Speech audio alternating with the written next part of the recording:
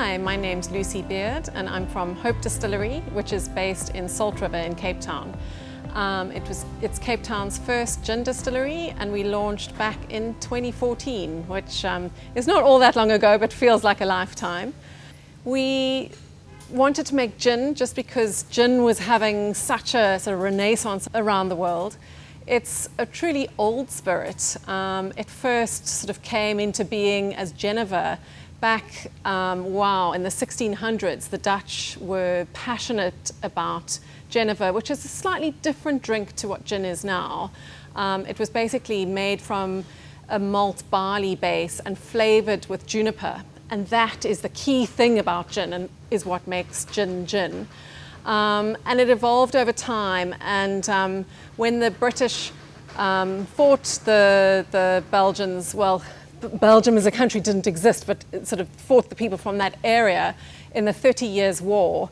The Dutch soldiers went into battle sort of having drunk their little snifter of Genever, and it made them fearsome soldiers. And the British were really taken with this and fell in love with the spirit and basically adopted it and made it their own. And gin was born. And then, gin went through a bit of an up and down over the years. You might have heard of Mother's Ruin, and that was the term that was coined when the price of gin really dropped and suddenly everyone in Britain could afford it. Traditionally, the drink of choice had been ale, and it was mainly a man's drink. And suddenly women were allowed into gin palaces, whereas they weren't allowed into the ale houses. And women's drinking became a thing. And it was of varying quality, and so had rather a bad effect on a lot of people. And it became known as Mother's Ruin because literally women were drinking so much of it and kind of falling about in the street drunk, forgetting to feed their babies. And the infant mortality rate went through the roof. And the British government had to bring in, I think there were 6 different acts to try and regulate the consumption of gin. And so it got a bit of a bad name through that period.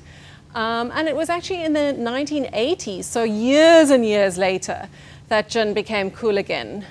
In the intervening period, there'd been prohibition in the States, and gin was popular then, kind of in the underground speakeasy world. But sort of in the modern cocktail culture, vodka was really king. It was such an easy drink to mix. It could go and be drunk in so many ways. And gin was pretty much forgotten about and kind of regarded as an old lady's tipple. It was something your grandmother drank, and in fact I know the Queen Mother was famous for sort of gin being her favorite drink. And so it was in the 1980s that the creators of Bombay Sapphire decided they needed to do something to knock vodka off its crown, sort of as the crown spirit. And they decided to put their gin in a blue bottle and do a whole marketing campaign. And that was the start of what I now term the gin revolution. A few years later, the distillers up in Scotland who make Hendrick's gin, they decided they should launch a gin. They were a whiskey distillery, and they decided to kind of hark back to the good side of gin. Gin was also regarded as something medicinal because juniper berries and the other botanicals were often used for ailments, particularly stomach ailments. And they put the gin in sort of a pharmaceutical style bottle and kind of had this mad inventor style campaign. And it was then that really sort of people started taking to gin again, and gin cocktails became popular. And then, in the in the 2000s, the craft gin boom started happening. And we were actually living in Europe at the time, went traveling, and just saw gin really booming across the world, in Spain in particular. It was quite incredible. And it sort of really made us think, because wow, everyone thinks gin is just gin, but actually gin starts life as vodka, and then is distilled one more time with botanicals, one of which has to be the juniper berry, and that's what turns it into gin. Some people think that vodka is made from potatoes. Most South Africans seem to think that, I don't know why. But actually vodka can be made from any starch or sugar source. And it's usually made from whatever starch or sugar source is cheapest in that country. So sort of in parts of Northern Europe close to Russia, potatoes were cheap, and so potato vodka became a thing. In much of Russia, it's not actually made from potato, it's made from grain. And here in South Africa, it's made from cane sugar. So the cane sugar stalks, that's why we have our own category of vodka. We're the only country in the world that calls cane a separate category to vodka. Cane is essentially just a vodka. But what is vodka? It's a spirit that's been distilled to a very high strength. So basically much of the flavor has been taken out of it, and then it's been blended down with drinking water. Vodka makers across the world claim all these wonderful waters to make it, that much more palatable. But it is a neutral alcohol. The joy of gin is that you start with that neutral alcohol and you actually flavor it. As I mentioned, the one essential flavorant or botanical is the juniper berry. And it's a small, it's a purple berry, but not actually a berry. The juniper is part of the pine family. And a juniper berry is essentially a cone, but it's a sort of small, it doesn't look anything like a pine cone. It's a small purple cone. And if you crush that juniper berry, there are 3 little kind of seeds within the berry, and they contain this amazing oil. And if you crush it and smell it, it smells like a bottle of London dry gin. And that is what gives gin its unique flavor. But what makes gin so interesting is that it's not just juniper. It can be any number of other botanicals. I keep on going on about botanicals. Botanicals are basically anything that you can use to flavor food is a botanical. So whether it be spices, nuts, herbs, citrus peels, sort of if it adds flavor to food, you can use it to add flavor to gin. And the joy of it is that no 2 gins are the same. So each will have its particular recipe, and each will taste completely different. They're different styles of gin. So the London dry gin was, when I was talking about the British sort of adopting gin as their drink, they adopted the London dry gin, very juniper forward with hints of citrus. But now the gin revolution of modern days has sort of introduced, Hendrick's being the first, introduced weird and wonderful flavors. So Hendrick's was cucumber and rosewater. I mean, who ever thought of putting that into a gin?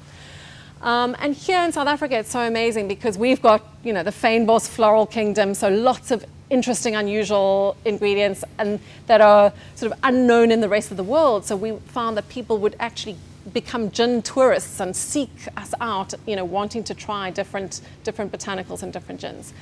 And it's also been amazing for our business because we not only make gins for ourselves, but we design and develop gins for other people. And the joy of it is that no 2 gins are the same. And so you can have a spicy gin, you can have a floral gin, but within that you can have, very particular flavors. And it is all about, it's almost like being a chef, but not playing with food. It's being a distiller playing with flavor. So it's not just about the science, it's also about the flavoring. Okay. So what is distilling? Distilling is actually really simple. And it's one of the reasons why my husband and I, we came from a completely different background, weren't scientists at all. It's a very simple science. The science behind distilling is that alcohol has a lower boiling point than water.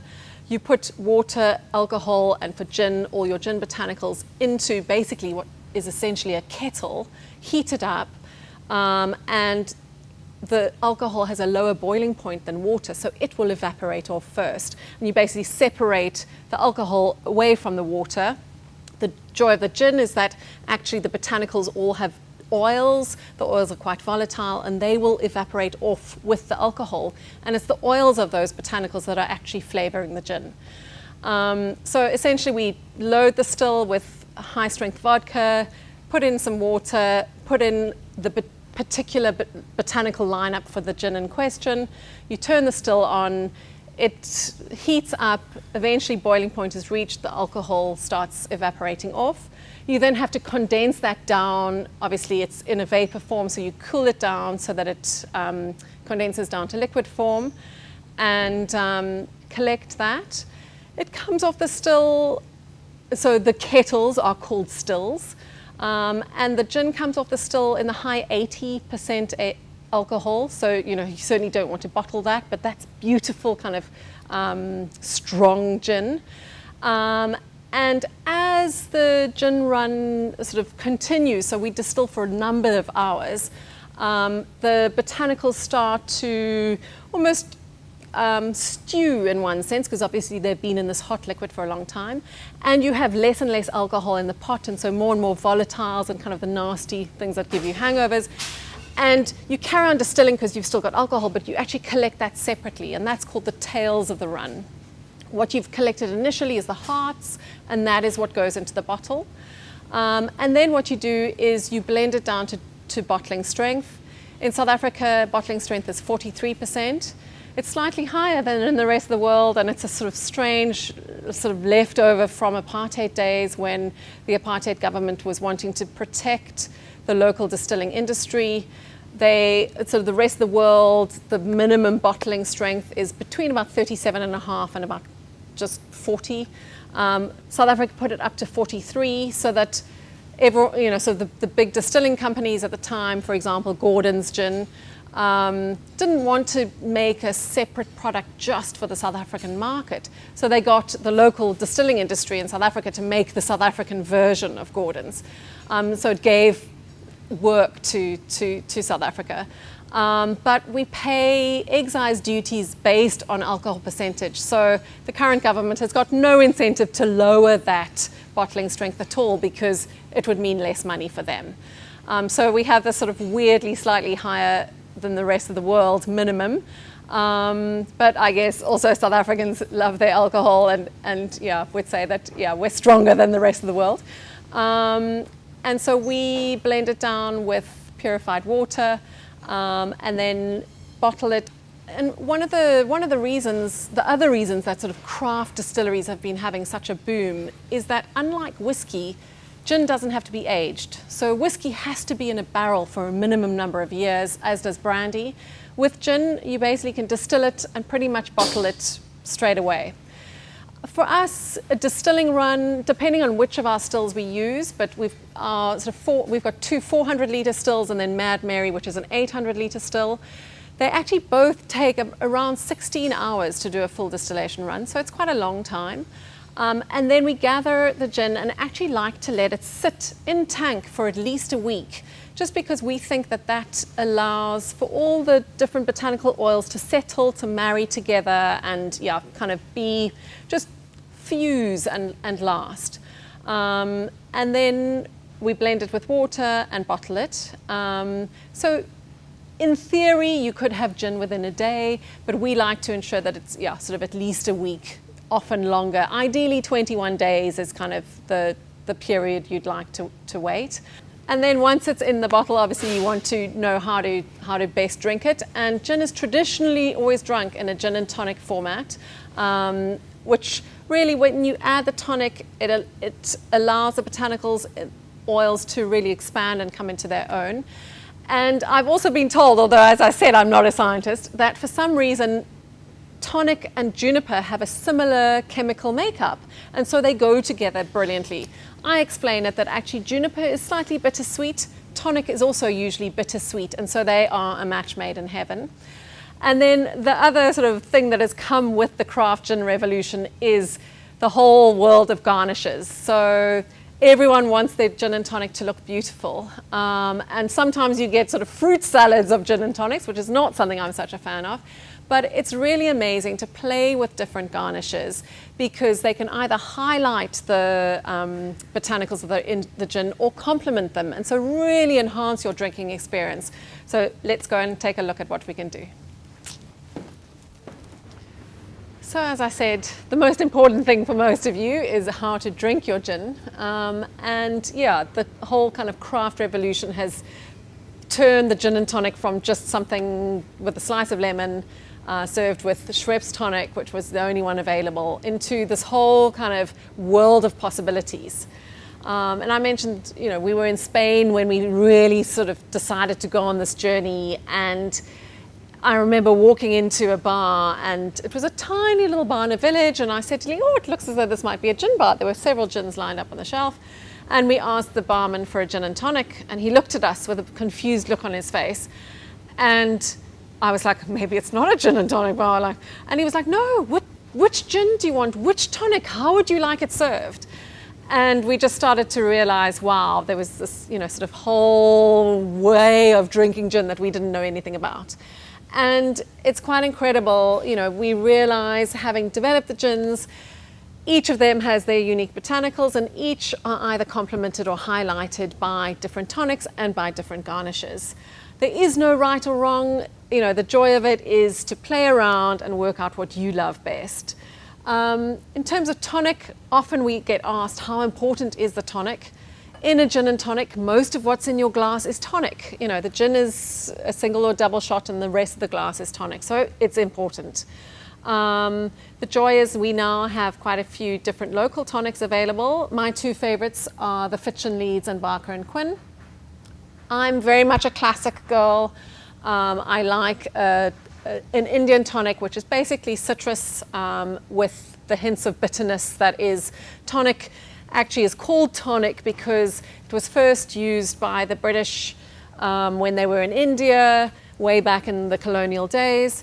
Malaria was rife, and it was found that quinine was a good medicine for preventing malaria, and it was served to the British soldiers in the form of a tonic, which was essentially sparkling water, quinine, which was very bitter, and lemon, partly to give the soldiers some citrus elements to prevent scurvy, partly just to disguise the nasty bitterness of the quinine. But the British soldiers, of course, immediately realized that tonic was far better served with gin, and the gin and tonic was really born. Tonic still has quinine in it, although in quantities that are not quite enough to prevent malaria. But it has that beautiful sort of bittersweet edge to it. Classic Indian tonic I love because it really allows the botanicals of the gin to shine. It doesn't give too much other flavor. But lemon, and the reason why gin and tonic was traditionally always served with a slice of lemon lifts flavors. So it really allows the botanicals in the gin to sing. The light tonic from Barker and Quinn is delicious if you're looking for a low sugar option. And then if you are wanting a colored gin, because I know sort of pinks, blues and all the rest of it, all the rage, I would recommend the grapefruit tonic from Fitch and Leeds. That actually goes incredibly well with our African botanical gin. Just the sort of bitterness of the grapefruit lends itself with the fruitiness of the fynbos that's in our African botanical gin. But yeah, as I said, you can play around and see what works for you. I also don't recommend you drowning your gin and tonic. You want to taste the gin. So sort of I suggest sort of 50 mils of gin to 100 mils of tonic. Some would find that very strong, but you do rather drink it slower, and really that allows you to taste the gin. And then in terms of garnishes are, I always say gin has sort of two botanical elements. It's got the botanicals that actually go into making the gin, and then afterwards what you put in your glass, and that, as I said before, either enhances or complements. I sometimes blame Hendrick's for introducing the cucumber to gin. Hendrick's is an amazing gin, distilled, and sort of afterwards a cucumber essence is added together with rose water, and their recommended garnish is cucumber, which is heavenly, except that people then want to add cucumber to every gin out there, not realizing that cucumber is actually a really strong flavor. And so for a more delicate gin, I wouldn't necessarily recommend it. It goes beautifully with our London Dry, which is our classic gin. But our African botanical and Mediterranean gins, you rather want to explore the flavors that the gins have to offer. And so I recommend sort of herbs of some sort, rosemary and thyme being my preferred, but there actually are rosemary and thyme in those gins. And then citrus is always sort of a wonderful go-to garnish. Grapefruit if you want a little bit of fruitiness and bitterness. Lime has an incredible sweetness as well as the sort of more lemon characters. And then lemon, I would say if you're using lemon, I would recommend actually just using the rind. So getting a potato peeler and doing a zest of because it's the skin of the lemon that has all the beautiful bright lemon oils, and that's what you want in your drink. It really lifts any drink. And I sort of say, everyone sort of says, oh, how do I know what best goes with what? if you've only got a lemon, it's sort of a match made in heaven for any gin, but I would always recommend just the skin.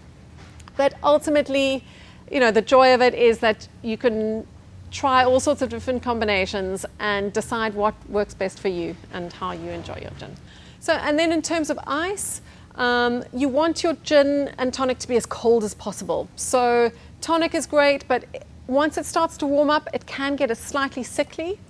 The thing about ice as well is you don't want it to melt too much because that dilutes your gin. So either use big blocks of ice, and I know sort of people have started buying the big gin balloon goblets, and you know, yes, they fit a lot of gin in, but actually they allow, you know, a big ice cube, those beautiful, either the rounds or the big squares, and that actually sits and doesn't dilute your drink but keeps it ice cold.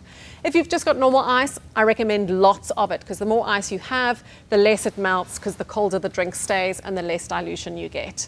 And then just in terms of gin botanicals, you know, I have mentioned a little bit juniper, of course, being the key botanical. Without juniper, you cannot call a gin gin. It's simply a flavored vodka.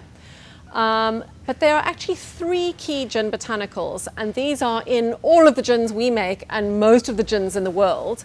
So juniper being the key, but the second one is coriander seed. And not many people know that. I mean, in South Africa, I think it's more known as a biltong spice than anything else. But coriander is amazing. We use the seed, and it's got a lemon oil in it. It's called linalool, and it adds a real citrus note to a gin. But it's also really good at giving body to a spirit and kind of disguising the alcohol kind of burn or kick. So it's very important in a gin. And then the third botanical that's really key is something called angelica root. And then, yeah, so angelica root, it's the root of a Belgian herb. It has a sort of mushroomy, mulchy, forest floor taste. So it gives a base note to a gin, but also is an incredibly important botanical because it marries the other botanicals together. It's almost called a fixer. In perfume, you have something which is orris root, which is used in a lot of perfumes. It's very expensive. We do use it in some gin, but because it's so expensive, angelica root tends to be what gin distillers use.